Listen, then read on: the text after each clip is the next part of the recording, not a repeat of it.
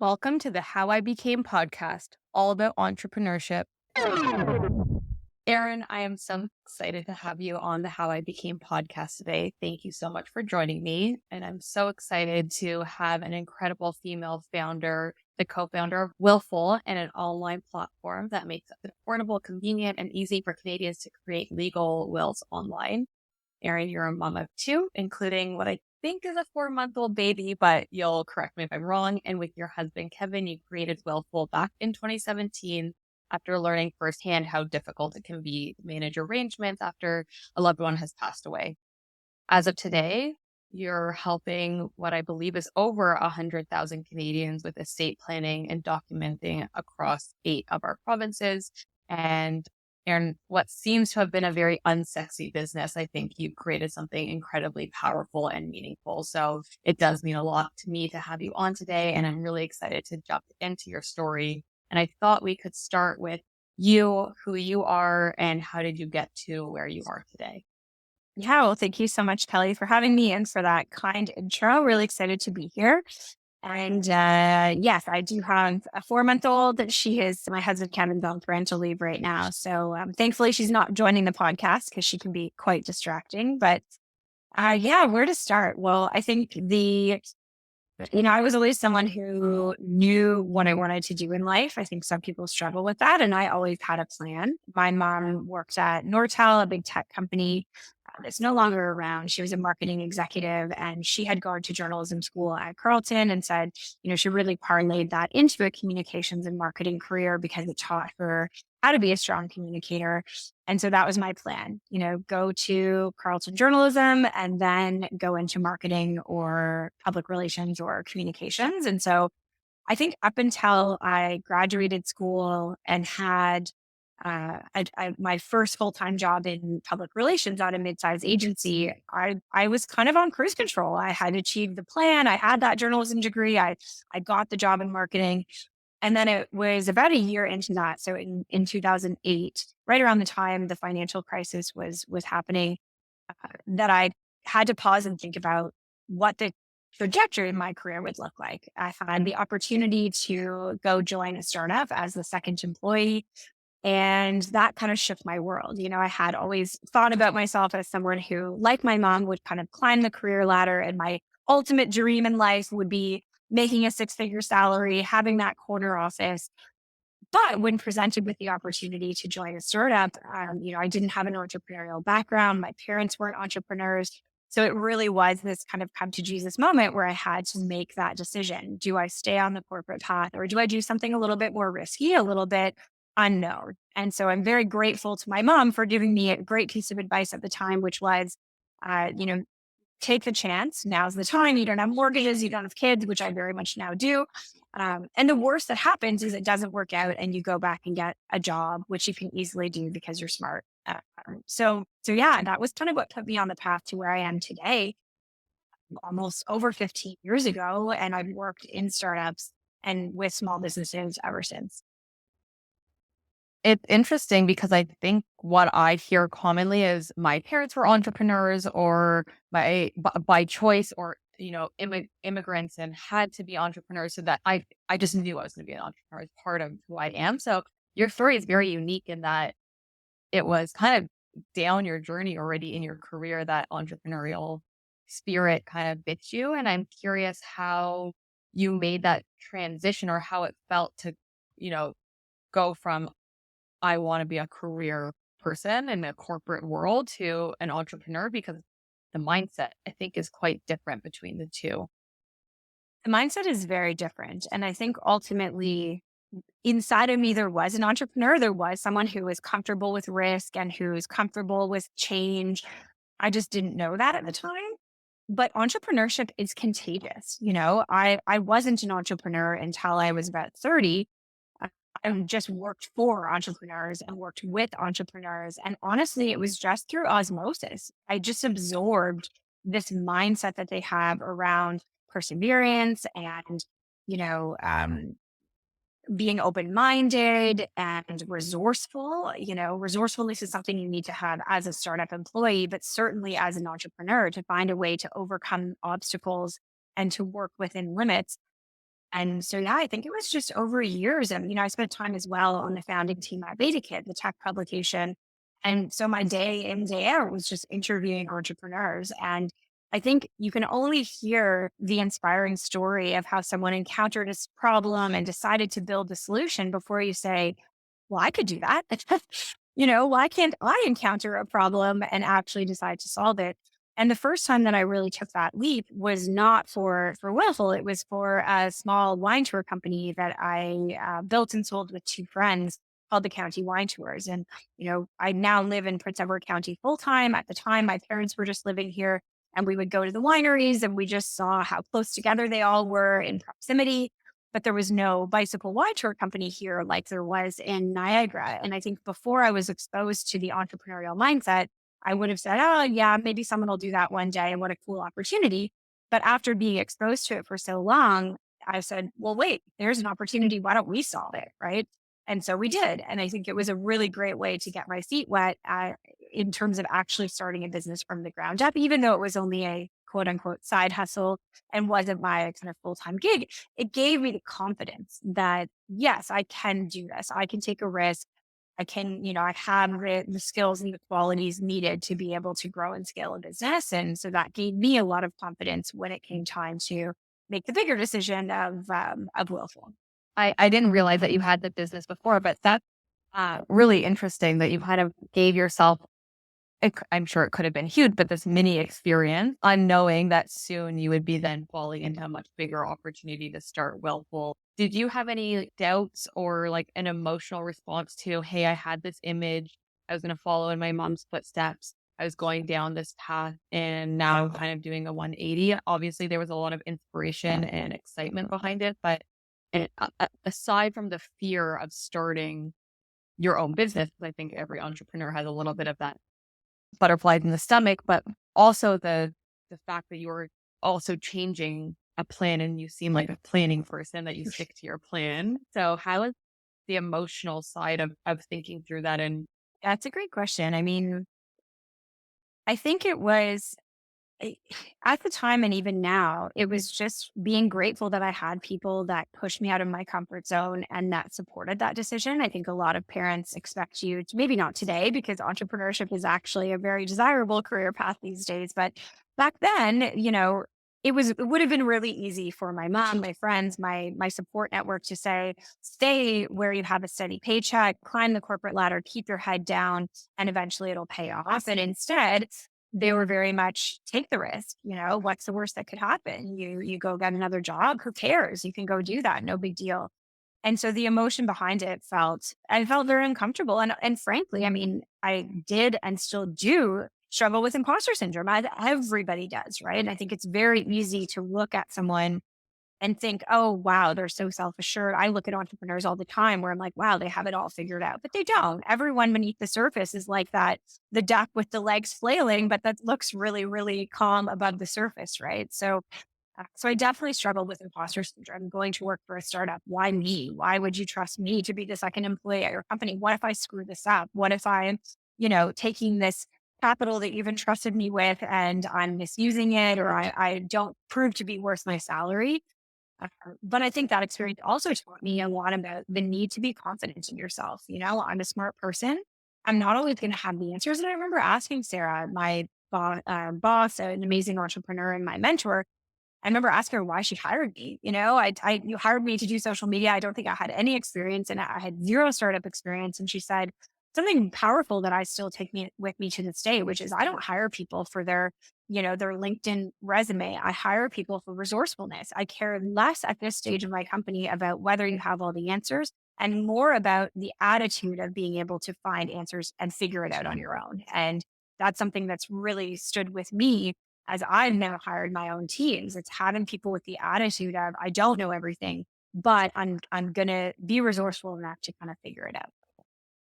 I want to talk about that a little bit as you've gone from employee to being an amazing leader. And it sounds like you had an amazing mentor and boss to help kickstart where you were headed, which sounds like a woman in leadership as well. I'd love to understand how you have felt as a woman starting your own business. Yeah, I mean, it's certainly a different life. being an entrepreneur, especially someone who owns a business with their spouse, and our household is entrepreneurial. It's not like one of us has a job at the government and a pension that we can rely on. We're both kind of betting our future on this company. Um, I thought I would be, if you had asked me when I was 23, I would have told you that I would feel uncomfortable, but I had discovered that both Kevin and myself were quite comfortable with risk. We're quite comfortable with kind of sacrificing in order to kind of to build our dream. And particularly around having children, I thought being an entrepreneur would be a detriment. How am I going to be able to step away from this company? I'm so closely tied to it. I go above and beyond for this company every day. How am I actually going to be able to not only enjoy some time off with my children, but also balance everything, right? But I think we've come out of a dangerous period in entrepreneurship, this kind of hustle porn era of startups where it was seen as a badge of honor to work 24/7 and to drink 17 cups of coffee a day and to not have time to even step away from your desk to eat and to sacrifice all personal priorities, your mental health, your physical health. And I think we are in a much healthier era of entrepreneurship where we actually see personal lives as and rest as imperative to be able to build successful businesses. And it's also my job as a leader to espouse that, to live that, to set that example from the top. So I think that's really helped. And in addition, COVID actually opened up a new chapter of our lives where, we were living in a 600 square foot condo in Toronto and going into our Willful office every day. And now we live full time in Prince Edward County. We have a lot more space in terms of our house, in terms of our backyard, green space around us.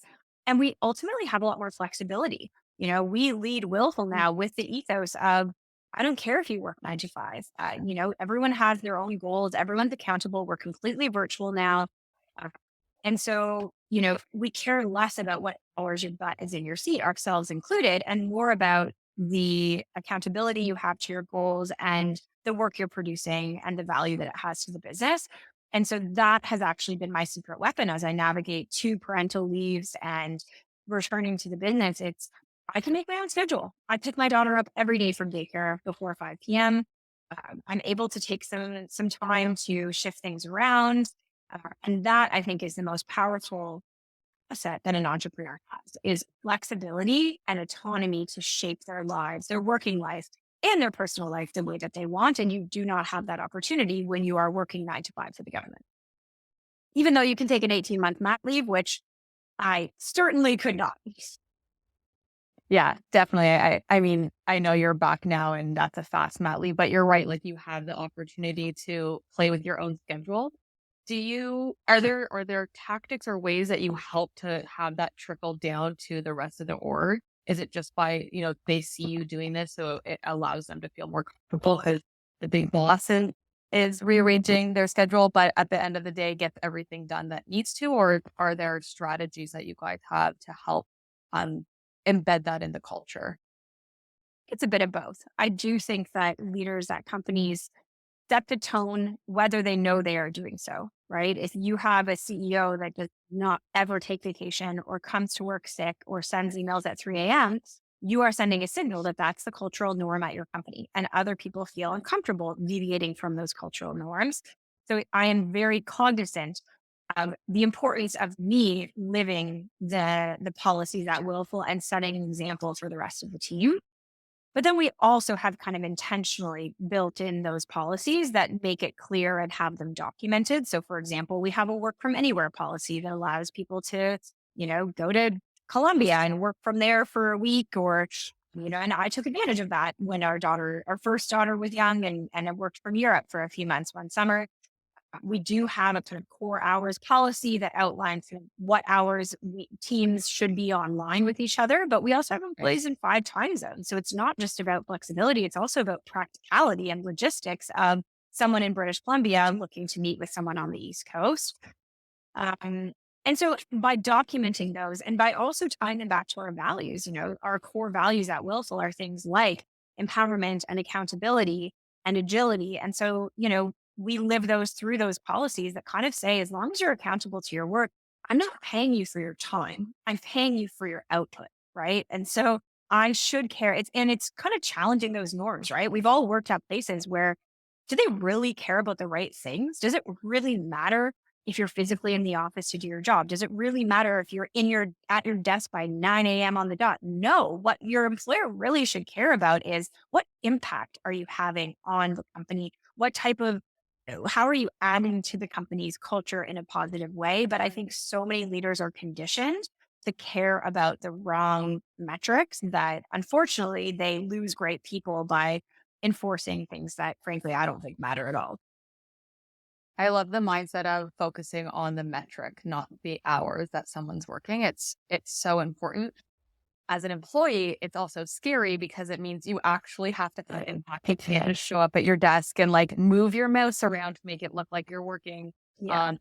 If you have real goals that you're trying to achieve, it's nerve wracking, but it also means in a startup environment, you get to have true impact. You really get to move the needle and make a difference.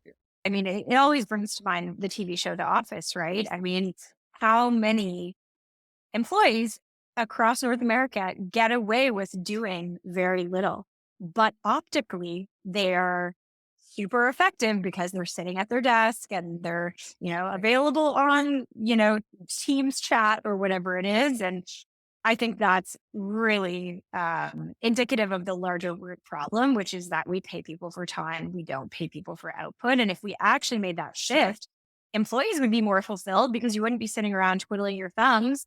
Um, and employers would be better off because we'd be focusing on people that have true impact. And, uh, you know, I do think that we're seeing that shift happen. I don't know though. I mean, I read something the other day about how so many employers are actually going back into the office post COVID. And it made me question whether we really learned anything at all about how effective we can be virtually.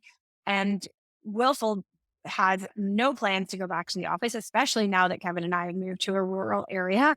Um, and we do run so effectively virtually that it just makes me question, what the motivation is behind employers that are forcing the return to office. Is it because you have an expensive lease? Or is it truly because you think that this will have a more positive impact on your business? I don't know.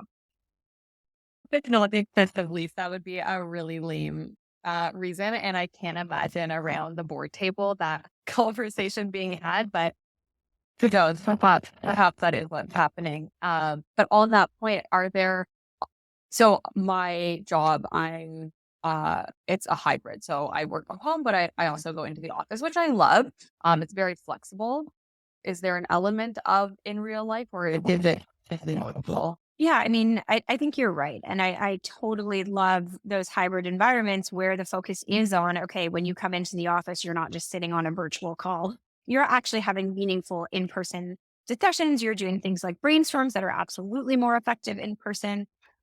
Um, we are fully virtual, and actually, we only have a couple employees in Toronto, so we are pretty distributed across Canada in 5 or 6 provinces.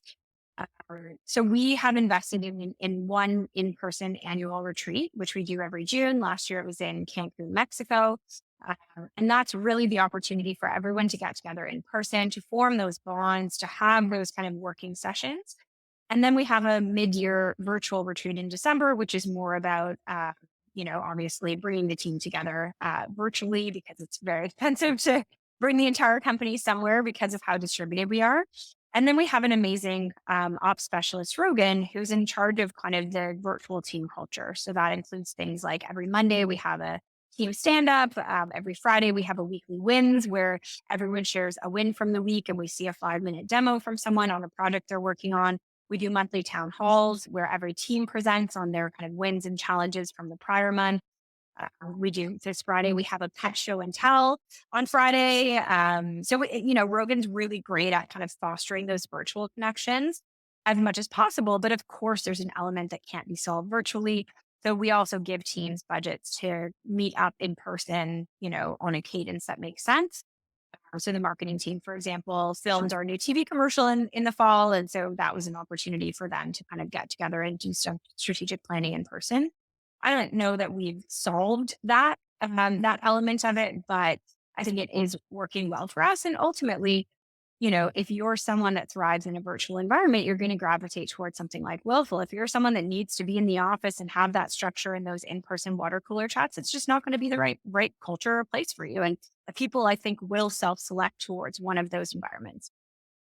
It's almost, yeah, I mean, a benefit of COVID that now there is an option and you got to taste both worlds and figure out what suits you and then make a choice based on that. I do love the like bursting idea where everyone's getting together in Cancun or wherever you guys choose for it to be. Because it is that in-person connection that sticks and you get to bring that home with you when you're working virtually.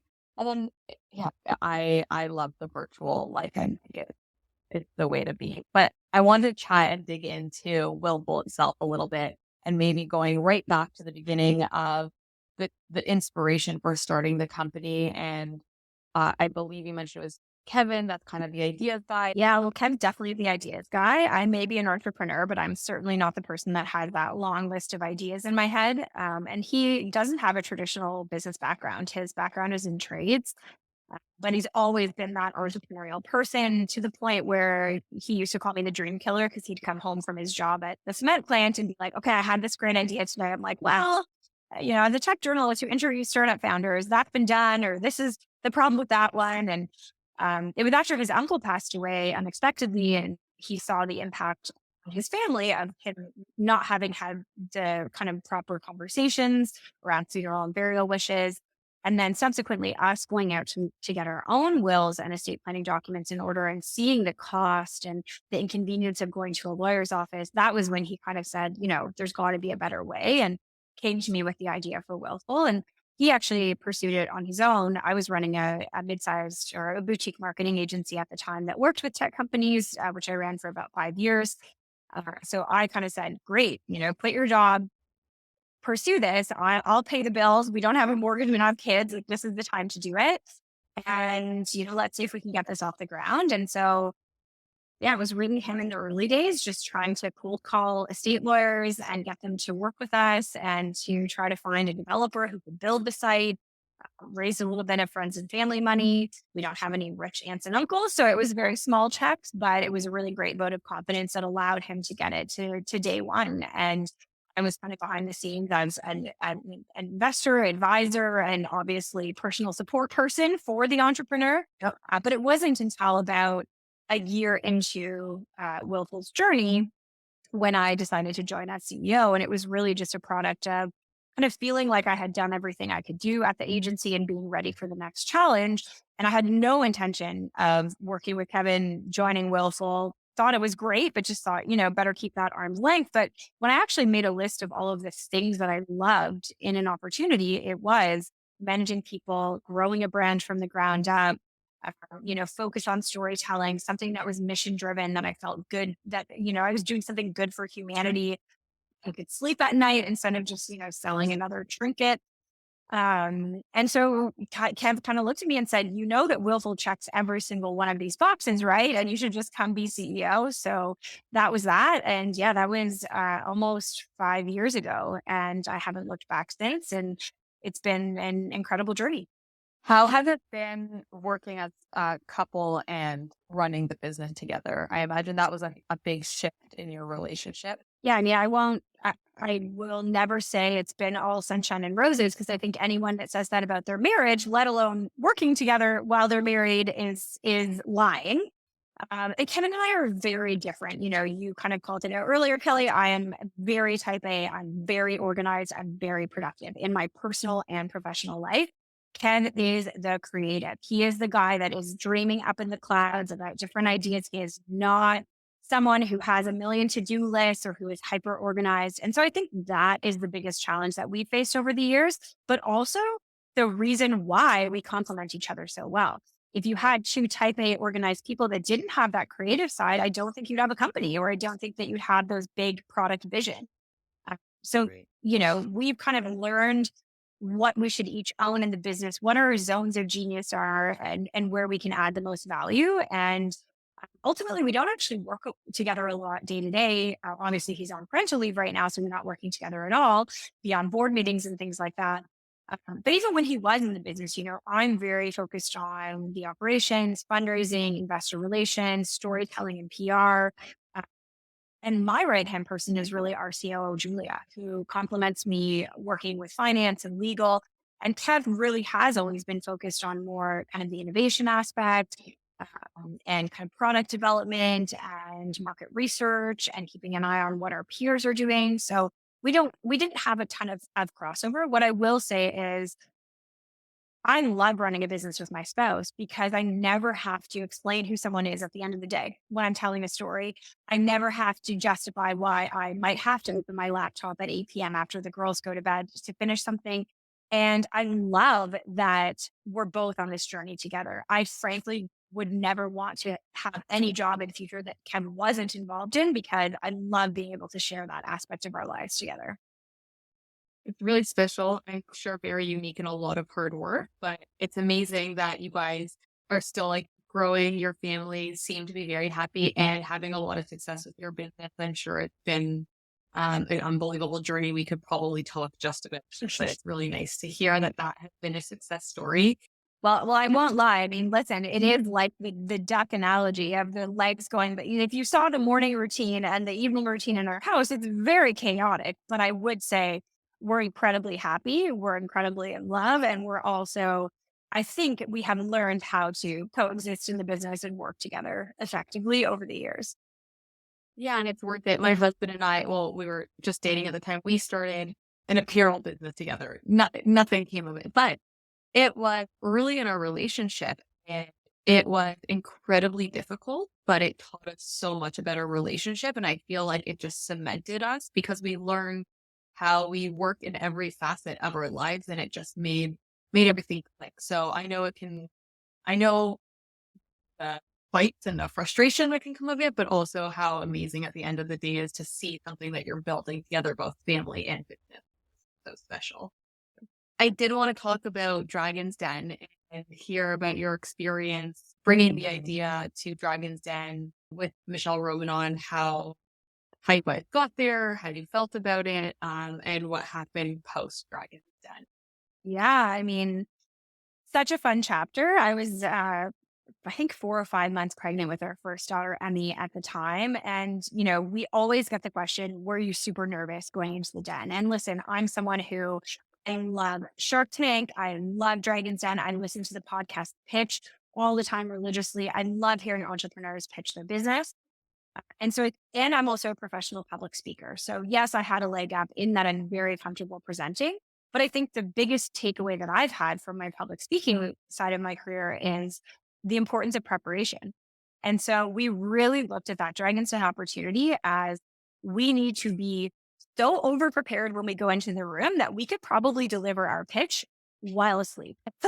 And so that's the approach we took. So when we walked into the room, I would actually say I was way less nervous going on Dragon's Den than I was getting up in front of some of the crowds that I've spoken in front of, simply because we would, be walking around Prince Edward County practicing our pitch back and forth. We drafted the 50 questions that we knew we'd get asked by them or could be asked because we'd watched the show for years, and we had our answers practiced multiple times. We did mock segments in front of our friends that we asked to be Kevin O'Leary and to challenge us and in front of the company. So when we actually walked into the room, there was no question that we were asked that we hadn't anticipated. And I felt like we were really prepared going into that. Is it still nerve-wracking when the lights are on you? Absolutely. But we knew that we were going in as prepared as we could be. And I think that came off in the segment. We had answers to everything. We felt confident in our communications. And ultimately we were able to score a deal with Michelle, which, the question is always, did she actually invest? And I know a lot of those deals fall apart. I know sometimes people go on the show just for publicity. We were actually fundraising. We did want money. And so, yes, Michelle is an investor. She is a very busy person. She is certainly not active in the business all the time, but she's someone that if I text her and say, can you do this? She always does it. She's always keeping us top of mind and pinging us to say, hey, I saw this thing. Do you want an introduction? So yeah, it was such a positive experience. Very true to TV. I hate when I read those articles about, The Bachelor that are like, it's all fake. It was very, very much what you see on TV. except the filming experience in the den is more like 45 minutes because, they edit it down to be 8-10 minutes. Of course. But otherwise, very, very positive experience. And they actually, the following year, did a Where Are They Now segment with us where they came to our company retreat in person, filmed us at home with our daughter. And it was really cool to see, okay, 12 months after the den, where are they? It's a huge accomplishment in itself. It's also really nice, I'm sure, for the two of you when you do to look back on the experience and have a checkpoint 1 year later to actually see the progress. Because I think so many entrepreneurs forget to look back at how far they've come because you're always looking forward. But that kind of forces you to be like, yeah, we've come a really far way and we've done a lot with the opportunity we were given. But I am curious from that initial raise that you guys did, what that investment went into and how that helped grow the company. Yeah, I mean, I think you really have this choice when you're building a business. Do you want to bootstrap, aka do you want to not take external funding? Do you want to fund through revenue, or maybe grow more slowly, but own 100% of the pie? Or do you want to go the external investment route where you're giving up a chunk of your company in exchange for capital that can help to fuel the growth faster? And we chose the latter to take investment both from friends and family in the early days, but since then we've raised pretty much every type of investment you could think of, from angel investment to venture capital, government grants, and even funding from institutions like Baycrest Hospital. So yeah, that in and of we could talk about that for hours on a different episode, but that is definitely the most challenging part of growing a business is how do you fund it? And if you're funding through revenue, that's hard, just in a different way than going out and knocking on investor doors and getting beaten down with no's over time. You get a very thick skin. And realistically, I mean, in our business, we really only spend money because we're software business. We don't have the cost of physical goods. We don't have to pay for a factory or manufacturing or an office space. So for us, our biggest expenditures are people, the team, and then kind of marketing because we're direct to consumer. And so we do need to get in front of large audiences. And so that's really what all of our investment dollars have gone into over the years is hiring people so we can build out our product and improve it over time and hire great marketing people and customer service reps and software engineers. And then also kind of advertising and promotion spend. So as I mentioned, we run TV commercials. We do a lot of, paid marketing, but we also invest a lot in content marketing and PR and other channels. As you invest in the marketing and bringing these things to life, I'm curious about the consumer side of it and any stories that have kind of moved you or inspired you that continue to like push, your motivation forward. I know I've heard from all entrepreneurs that, the motivation side is very difficult because you just have to keep grinding every day, even with the breaks and, making time for yourself is still a grind. So are there stories or things that give you a bit of motivation or inspiration on the harder days? Yeah, I mean, I think at the core, to be an entrepreneur, you have to be in love with the problem you're solving. Because if you're not, and I know that sounds cliche and people always say that, but it's true. If you're not passionate about what you're doing, you're never going to make it as an entrepreneur. Which is why, we've had copycats over the years or other people that thought, oh, I could sell wills online. And it always to me goes back to great, let them. Execution is everything when you're an entrepreneur. And a huge part of that is how passionate you are about the problem you're solving. And I always say this internally, externally, like I don't have a next job. I'm not on the career ladder. Willful is my life, right? Other than Willful, my family is the most important thing in my life. But I live and breathe this company. And I think it goes back to, for us, the value of purpose. Like I said, we truly feel, and based on the personal experience we had with Kevin's uncle, we feel like our product helps people. Having a will, every time someone buys our product and creates their will, they are relieving burden on their family. They are making a tough time easier. They are thinking about and having discussions about their end of life wishes, which is so important. And we found other ways to bake purpose in. For example, our legacy giving program, where you can leave a gift to charity in your wills. And we've partnered with great organizations like Sick Kids to help them influence their donor base to leave gifts in their will. And then we've also committed 1% of the company's equity to Sick Kids Hospital through the Upside Foundation, which is an amazing organization. So yeah, I feel like on a few different levels, I feel like there's a bigger mission, there's a great purpose behind the company. uh, and then also we're just very passionate about the space. And so that keeps us going. Doesn't mean I don't have a glass of wine after a very hard day or have those days where I'm like, wouldn't it be nice to work for Dunder Mifflin and to literally just push paper around my desk all day? But those days are very few and far between. And we have a joke at our leadership team. Every time something bad happens, a partnership falls apart, at the 11th hour, someone leaves who's a rock star at Willful, an investor says no, any other setback, I always say, oh, I'll put it in the book, right? Because no one wants to read a memoir about an entrepreneur where everything was just sunshine and roses. You want to hear about those challenging times and how you overcame them. So I have a long list of things to put in my book that didn't seem ideal at the time, but will only add to that story later on. Well, I'm going to read that book one day, and see where, it's all the no's. I think that ultimately get us the yes that made all the difference and made sense. Yeah. But one of the things I was curious about is, and I kind of touched on it in the beginning, but your leadership style or the culture of the company and how that has evolved. Yeah. I mean, I think when I was running my agency, I learned through that experience, right? I am a very empathetic person and I bring that empathy into my leadership style. I genuinely care about the people that work for me. I want to know about their personal lives. I am not someone who can just join a meeting and get into it. I need to hear about your weekend, your cat, your new house before I can get any work done. I'm just that person who really wants to get the joy out of building personal relationships. And that's why we'll hold also 20 people, not 200 people. We intentionally are growing it at a pace where it still feels small and we can have those relationships with people.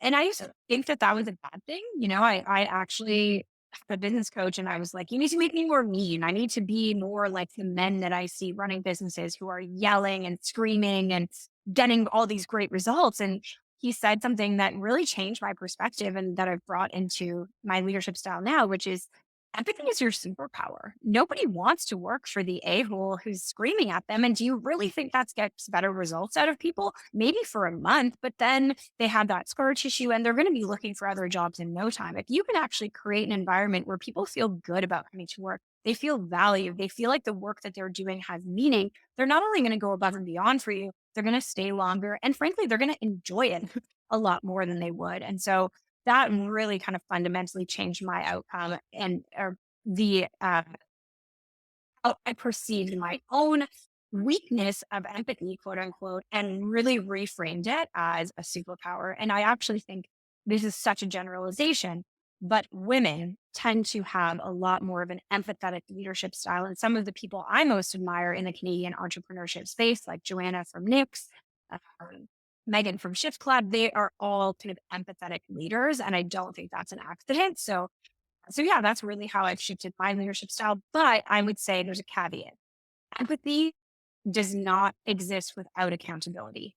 I can be the nicest, most lovely leader, but ultimately you still have to be accountable to your role, to your goals, to providing a positive impact on the business. Otherwise, you don't have a place in the organization, which has led to us making tough decisions. I don't think empathetic leadership means not making tough decisions or not doing what's best for the business. Yeah, empathy, not weakness. It doesn't mean you Exactly. have to let people walk all over you. You still have to make strategic business choices and put the business first, but you're not constantly screaming down on people and making them feel small. To your point, I think having um paying for people's impact, not their time, feeds into that as well. I don't know that you need to discipline people if focus impact, not having them at their desk all day because they want to showcase their work and make a meaningful difference.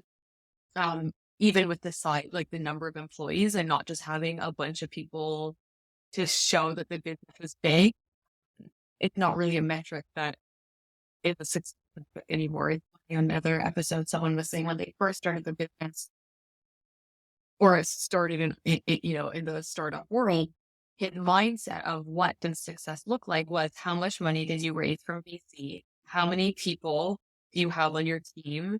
And there was one other, I can't remember what it is now, but you like, and then once you start the business and you start growing, you realize those are not the metrics that you should be focusing on. There's so many better indicators of what success is, but and maybe this is shifting in the entrepreneur world.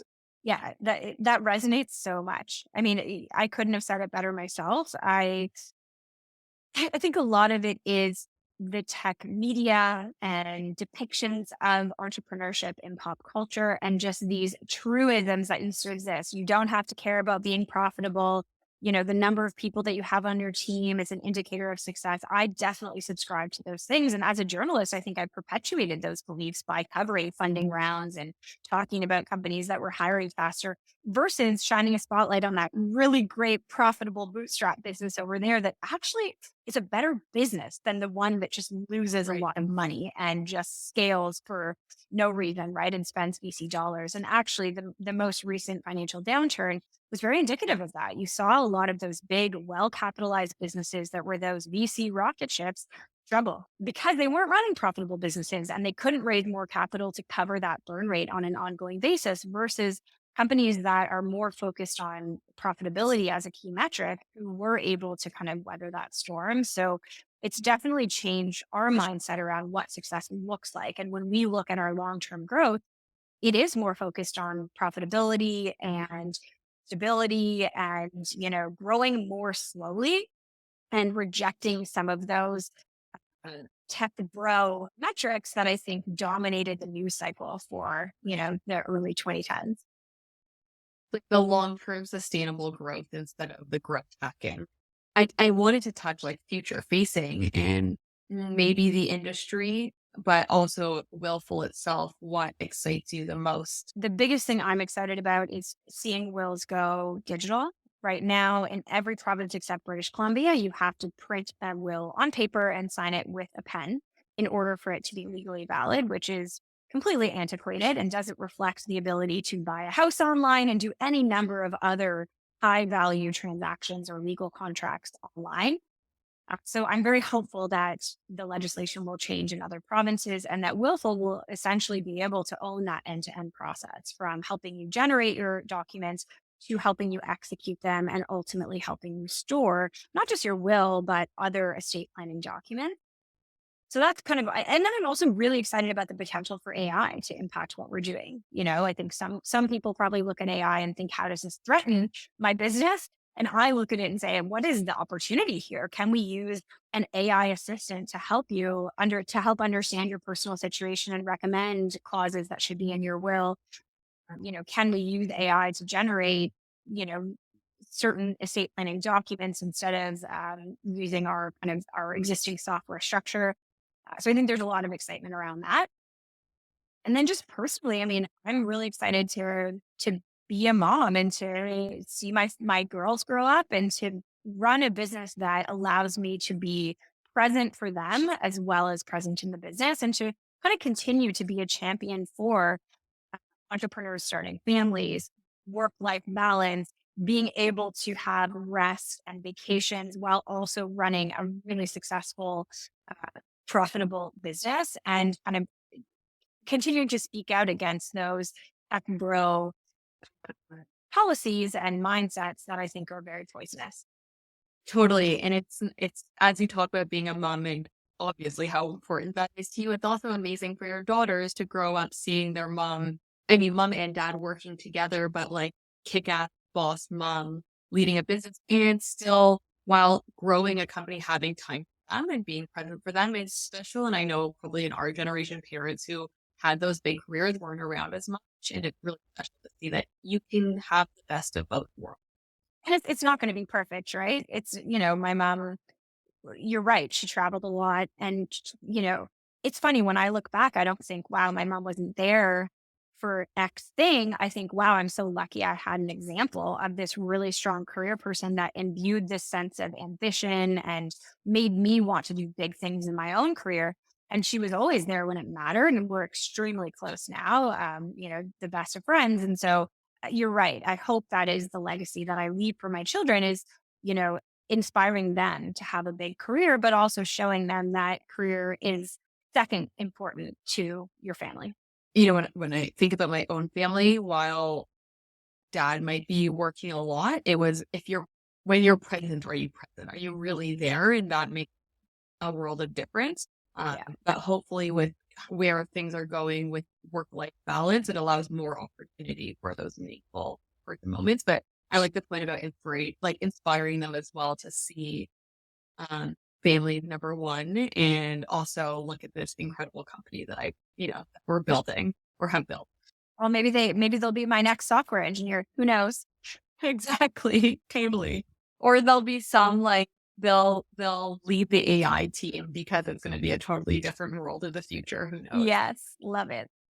So in the wrap up, 2 questions. What are some of the myths that you were told when you first started or as an entrepreneur that you want to dispel for future founders? Really good question.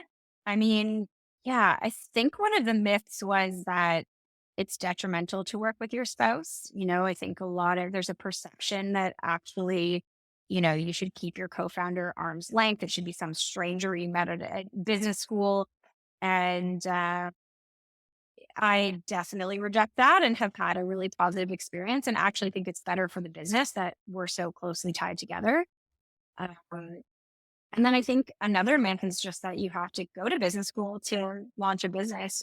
I've never done my MBA. I do not plan to. And I think the best education in the world, bar none, over university, over anything else, is starting a business and just doing it and going through the motions. So, yeah, I think those are 2 myths. Those are very strong ones. I appreciate those ones. Last question. Probably the most difficult question of them all. But as you know, my podcast is called How I Became. And the idea is that it's how I became fill in the blank, whatever you're becoming as a founder, as a mom, as an entrepreneur.